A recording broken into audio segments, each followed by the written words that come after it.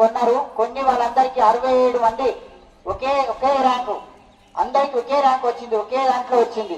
అంటే ఏ విధంగా వీలైంది?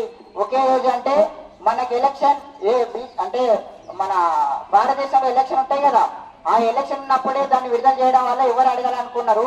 బట్ మళ్ళాంటి విద్యార్థి సంఘాలు ఆలోచించి ఏ విధంగా ఈ విధంగా ఉంది, ఎందుకు ఇలాంటి జరుగుతున్నాయని చెప్పేసి మాట్లాడడంతో అన్ని వాళ్ళు క్వశ్చన్ పేపర్ కొన్న వాళ్ళే 30 లక్షలు పెట్టి కొనుక్కున్నాం, మేము పాస్ అయినామని చెప్పేసి వాళ్ళే ఒప్పుకున్నారు కొనుక్కున్న వాళ్ళు.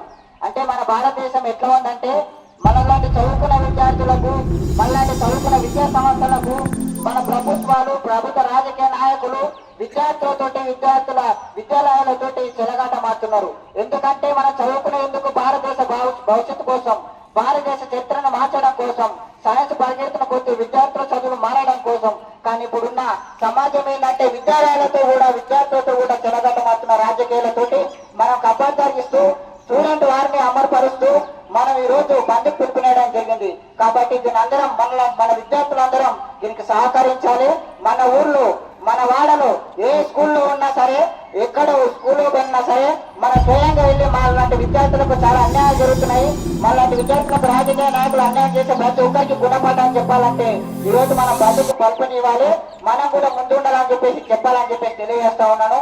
మీరందరూ బంధుకు సహకరిస్తారని చెప్పేసి తెలియజేస్తూ నేను ముగిస్తా ఉన్నాను.